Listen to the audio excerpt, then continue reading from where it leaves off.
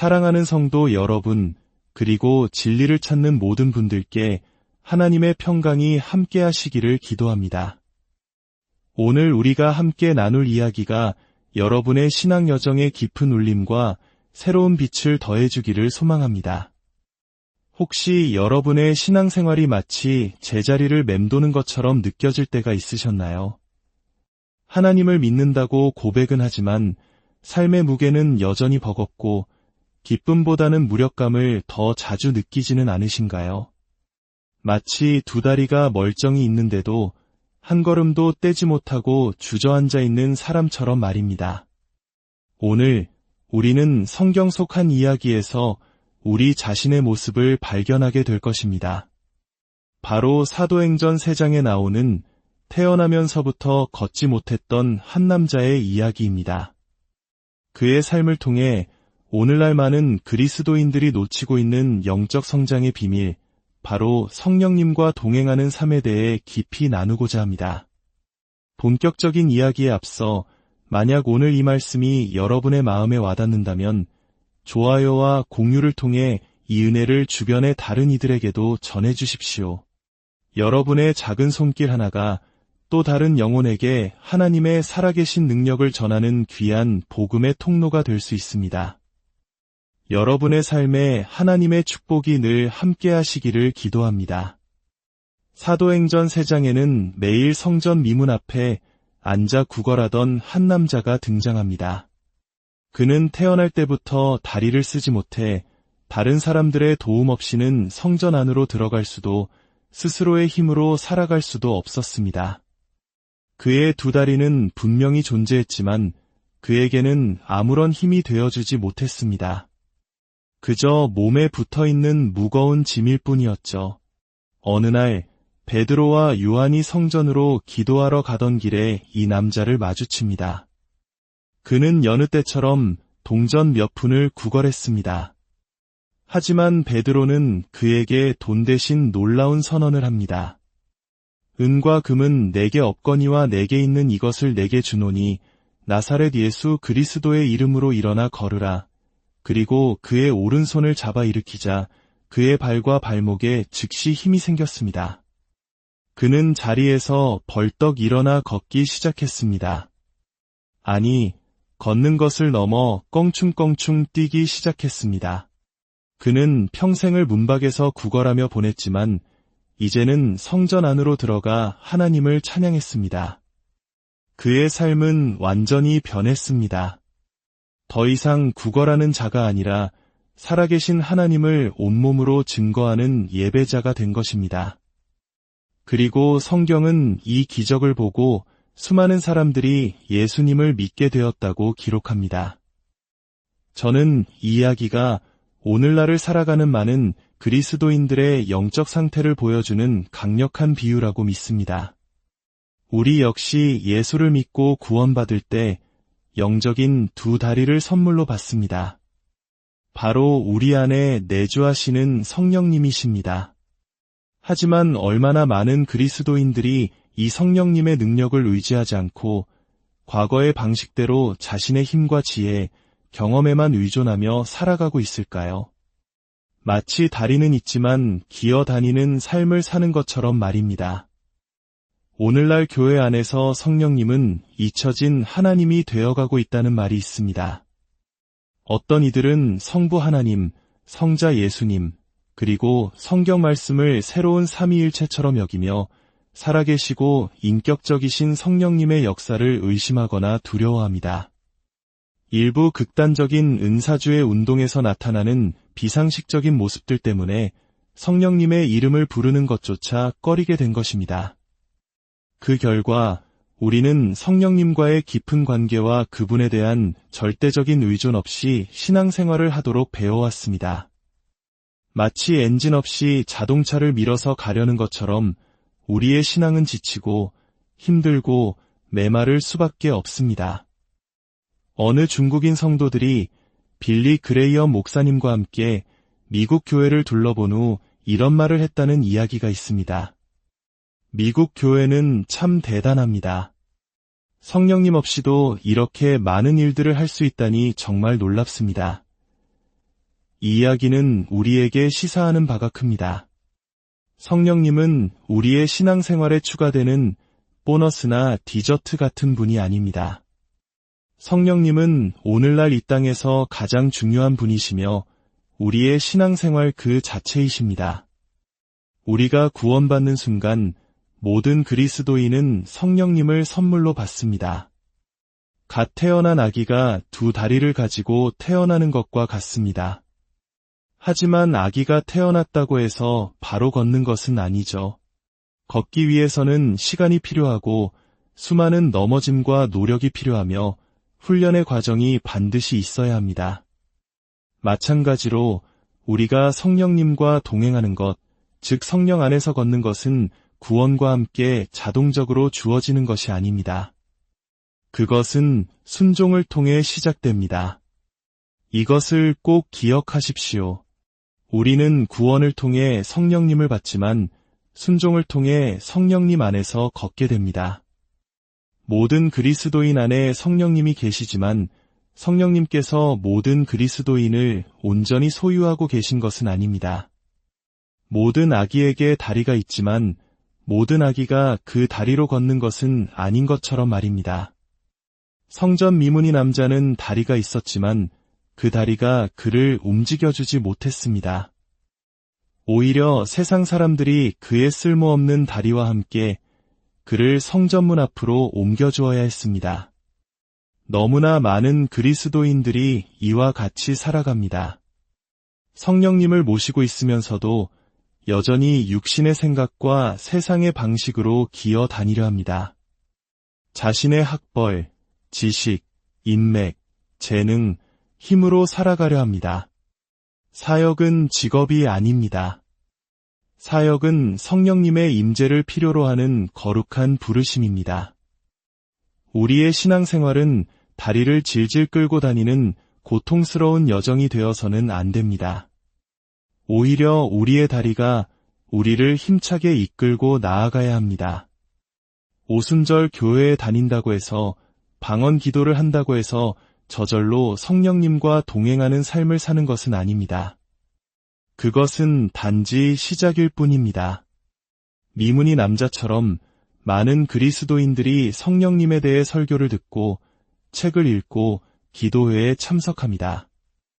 하지만 그들의 삶은 여전히 성전문 앞에 앉아있는 수준에 머물러 있습니다. 영적으로 기어 다니는 삶을 살고 있는 것입니다.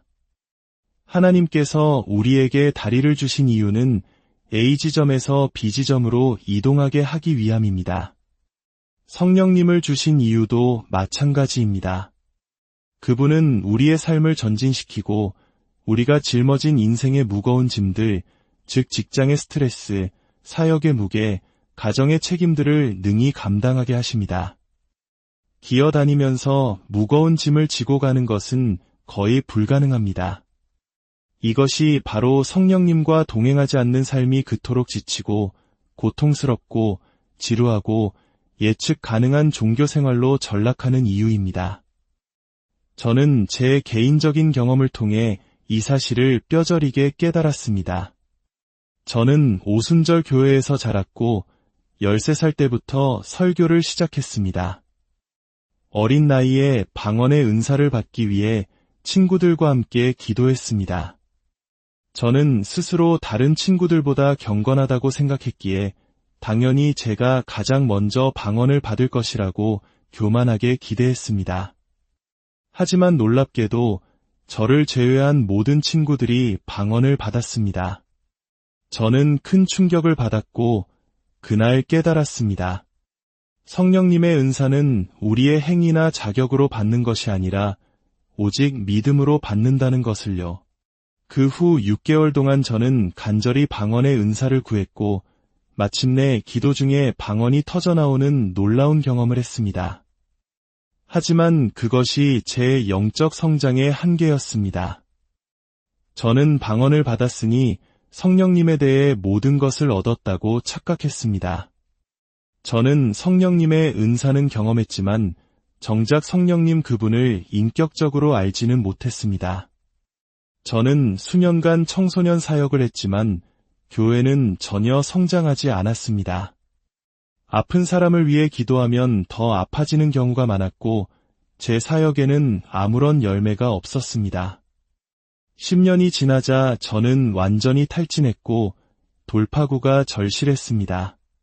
그러던 중 저는 제 모든 저축을 털어 아내와 함께 다른 나라로 떠나기로 결심했습니다. 그곳에는 매주 수백 명이 구원받고 기적이 일어나는 강력한 성령의 역사가 있는 교회가 있었기 때문입니다. 저는 그 교회의 목사님을 찾아가 제 모든 헌금을 드리며 간절히 부탁했습니다. 제 교회가 부흥을 경험할 수 있도록 기도해 주세요. 저는 돌파구가 필요합니다. 그때 목사님은 제게 뜻밖의 말씀을 하셨습니다. 당신에게 필요한 것은 부흥이 아닙니다. 당신은 성령님을 알아야 합니다. 저는 너무나 화가 났습니다. 내가 누군데? 나는 방언도 하고 성령에 대해 가르치는 오순절 교단의 목사인데 나에게 성령을 알아야 한다니. 저는 그분의 기도가 너무나 짧고 평범해서 실망한 채로 집으로 돌아왔습니다. 아무것도 변하지 않은 것 같았습니다. 6개월 동안 제 사역에는 아무런 변화가 없었습니다. 하지만 그 시간 동안 저는 제 기도실에서 한 가지 새로운 시도를 시작했습니다. 바로 제 앞에 빈 의자를 하나 놓고 그 의자에 성령님이라는 종이를 붙여놓은 것입니다. 그리고 저는 그 의자를 향해 말을 걸기 시작했습니다. 성령님, 저는 성령님을 안다고 생각했는데 사실은 잘 몰랐던 것 같습니다. 이제부터 성령님을 인격적으로 더 깊이 알고 싶습니다. 제자들은 예수님과 동행하며 그분을 알았듯이 저도 이 땅에 계신 성령님과 동행하며 당신을 알고 싶습니다. 이 어설픈 대화는 매일 2에서 3분씩 계속되었습니다. 신학적으로는 완벽하지 않은 방법이었지만 이 시간을 통해 제 안에서 놀라운 변화가 일어나기 시작했습니다. 성령님은 더 이상 비둘기나 불이나 바람 같은 추상적인 힘이 아니었습니다. 그분은 제게 실제적인 인격체로 다가오셨습니다. 저는 이전보다 그분의 음성을 더 선명하게 듣기 시작했고 그분의 임재를 인격적으로 느끼기 시작했습니다. 그리고 6개월 후 기적이 일어났습니다. 헬스장에서 전도된 한 청년이 처음으로 교회에 나와 예수님을 영접한 것입니다. 그날 이후로 지난 8년 동안 저희 교회 예배에는 단 한 번도 구원받는 영혼이 없었던 적이 없습니다. 불치병을 앓던 사람들이 치유받는 기적이 일어나기 시작했습니다. 저는 특별한 치유 사역자가 아닙니다. 저는 여러분과 똑같은 성령님을 모신 평범한 사람입니다. 단 한 가지 차이가 있다면 저는 더 이상 성전문 앞에 앉아있는 불구자가 아니라 성령님 안에서 걷는 사람이 되었다는 것입니다. 성령 안에서 걷는 것은 더 높은 수준의 기독교가 아니라 정상적인 기독교입니다. 우리는 성령 없는 삶에 너무 익숙해진 나머지 성령과 동행하는 사람을 보면 마치 특별한 존재인 것처럼 바라봅니다. 하지만 그렇지 않습니다. 인간에게 다리가 주어진 것처럼 그리스도인에게는 성령님이 주어졌습니다. 성령님과 동행하는 것은 선택이 아니라 모든 그리스도인에게 주어진 특권이자 의무입니다. 그렇다면 어떻게 성령님과 동행하는 삶을 살 수 있을까요? 첫째, 성령님께서 우리와의 관계를 더 간절히 원하신다는 사실을 믿어야 합니다. 고린도후서 13장 13절은 이렇게 말씀합니다. 주 예수 그리스도의 은혜와 하나님의 사랑과 성령의 교통하심이 너희 무리와 함께 있을지어다. 우리는 보통 성부 하나님의 사랑과 성자 예수님의 은혜에 대해서는 많이 이야기합니다. 그러나 성령님에 대해서는 그저 죄를 지적하고 꾸짖는 분으로만 생각하는 경향이 있습니다. 성령님의 이름은 거룩한 영이기에 왠지 무섭고 다가가기 어렵게 느껴집니다. 하지만 성경은 성령님께서 우리에게 주시는 가장 큰 선물이 교통하심, 즉 코이노니아, 깊은 사귐과 교제라고 말합니다. 성령님은 우리와 친구가 되기를 원하십니다. 하나님 아버지께서 사랑을 시작하시고 예수님께서 은혜를 시작하셨듯이 성령님께서 우리와의 교제를 시작하십니다. 그분은 여러분과 대화하고 싶어 하십니다. 둘째, 성령님과 동행하기 원한다면 성령님께 말을 걸어야 합니다. 관계는 대화를 통해 깊어집니다. 여러분의 기도 시간에, 잠자리에 들기 전에, 아침에 일어났을 때, 하루를 살아가는 모든 순간에 성령님의 임재를 의식하고 그분께 말을 걸어보십시오.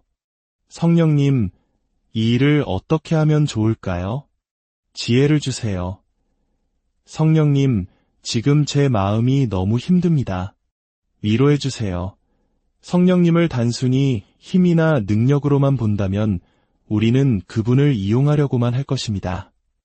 어떻게 하면 성령의 능력을 더 많이 얻을 수 있을까? 라는 질문만 하게 될 것입니다. 하지만 성령님을 인격으로 본다면 우리는 그분을 알기 위해 노력할 것입니다. 그분은 생각과 의지와 감정을 가지신 분입니다. 그분은 말씀하시고 가르치시며 우리를 위해 중보하시고 때로는 슬퍼하시고 기뻐하십니다. 성령님을 그것 이 아닌 그분으로 대할 때 비로소 진정한 관계가 시작됩니다. 셋째, 성령님과 동행하는 삶의 가장 확실한 증거는 성령의 열매입니다. 성령님과 동행하는 것은 나를 다른 사람보다 더 나은 사람으로 만드는 것이 아니라 어제의 나보다 더 나은 사람으로 만드는 것입니다. 갈라디아서 5장은 성령의 9가지 열매에 대해 말합니다. 사랑, 희락, 화평, 오래 참음, 자비, 양선, 충성, 온유, 절제.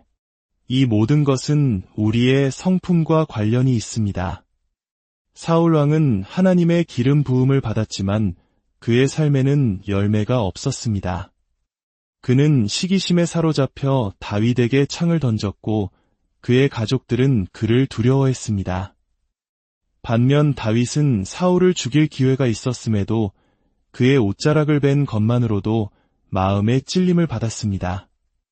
이것이 바로 성령님과 동행하는 사람의 부드러운 마음입니다. 성령의 열매는 나무가 맺는 열매와 같습니다. 나무는 자기 자신을 위해 열매를 맺지 않습니다. 그 열매는 주변의 사람들을 먹이고 기쁘게 합니다. 마찬가지로 우리의 변화된 성품, 즉 성령의 열매는 우리의 가족, 친구, 동료들을 유익하게 합니다. 당신이 아무리 놀라운 은사를 가지고 있어도 당신의 삶에 열매가 없다면 주변 사람들은 당신으로 인해 지치고 힘들어할 것입니다. 당신의 가족은 당신의 은사가 아니라 당신의 열매를 먹고 삽니다. 이 열매는 우리의 노력이나 훈련으로 맺어지는 것이 아닙니다. 이것은 성령의 열매입니다. 즉, 성령님께서 우리 안에서 만들어내시는 것입니다. 우리의 역할은 더 열심히 노력하는 것이 아니라 성령님께 더 깊이 순종하고 그분께 우리 자신을 내어드리는 것입니다. 그러면 성령님께서 우리의 거친 성품을 다듬어 예수님을 닮은 모습으로 변화시켜 주실 것입니다. 마지막으로 성령님과 동행하는 삶의 목적은 논쟁에서 이기는 것이 아니라 영혼을 구원하는 것입니다.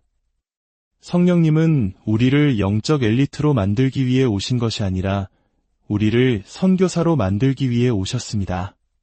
기적은 사명을 따르고 기름 부음은 과업을 위해 흐르며 능력은 목적을 위해 주어집니다. 에스겔 47장을 보면 성전에서 흘러나온 물이 강을 이루는 환상이 나옵니다. 이 강은 동쪽, 즉 지상에서 가장 낮은 곳인 사해를 향해 흘러갑니다. 그리고 선지자가 그 강을 따라 걸어 들어갈수록 물은 점점 더 깊어져 발목에서 무릎으로, 허리로, 마침내 헤엄쳐야만 건널 수 있는 깊은 강이 됩니다. 이 강은 성령님을 상징합니다. 그리고 우리는 성령의 전입니다. 우리 안에서 흘러나오는 성령의 강이 더욱 깊어지는 비결은 무엇일까요? 바로 사해, 즉 잃어버린 영혼들을 향해 계속해서 나아가는 것입니다. 우리의 방향이 항상 잃어버린 영혼들을 향할 때 성령의 능력은 우리 삶에서 마르지 않고 더욱 깊어질 것입니다. 만약 우리가 받은 은혜를 우리 안에 가두어두기만 한다면 그 물은 썩어버릴 것입니다. 우리는 병이 아니라 통로가 되어야 합니다. 받은 것을 흘려보낼 때 하나님은 더 큰 것으로 채워주십니다. 섬김을 통해, 전도를 통해, 제자 삼는 삶을 통해 우리가 받은 생명의 강물을 흘려보낼 때 우리 안의 성령의 강은 더욱 깊어질 것입니다. 사랑하는 여러분, 오늘 이 시간 여러분 자신을 돌아보시기 바랍니다. 혹시 다리는 있지만 걷지 못하고 주저앉아 있지는 않으십니까? 성령님의 선물을 받았지만 그분과의 인격적인 사귐을 놓치고 있지는 않으십니까? 놀라운 은사를 가졌지만 삶의 열매가 없어 주변 사람들을 아프게 하고 있지는 않으십니까? 이제 다시 일어설 시간입니다. 우리 안에 계신 성령님께 우리의 삶을 온전히 내어드립시다. 그분과 대화하고 그분의 인도하심에 순종하며 그분께서 맺게 하시는 성품의 열매로 세상을 섬깁시다. 그리고 잃어버린 영혼들을 향해 담대히 나아갑시다. 그럴 때 우리는 비로소 걷고 뛰며 하나님을 찬양했던 그 남자처럼 우리의 삶을 통해 살아계신 하나님의 능력을 증거하게 될 것입니다. 함께 기도하겠습니다. 거룩하신 성령 하나님, 오늘 저희에게 말씀해 주시니 감사합니다. 저희가 성령님을 힘이나 능력으로만 여기며 인격적인 교제를 나누지 못했던 것을 회개합니다. 이제 저희의 마음을 열어 성령님을 저희의 가장 친한 친구로, 인도자로 모십니다. 저희의 딱딱한 마음을 부드럽게 하사 주님의 음성에 민감하게 반응하게 하옵소서. 저희의 힘으로는 변화될 수 없는 저희의 성품을 만져주셔서 예수님을 닮은 사랑과 온유의 열매를 맺게 하옵소서. 그리하여 저희의 삶이 멈춰있는 삶이 아니라 잃어버린 영혼들을 향해 힘차게 나아가는 성령님과 동행하는 복된 삶이 되게 하여 주시옵소서. 이 모든 말씀, 우리를 구원하신 예수 그리스도의 이름으로 기도드립니다.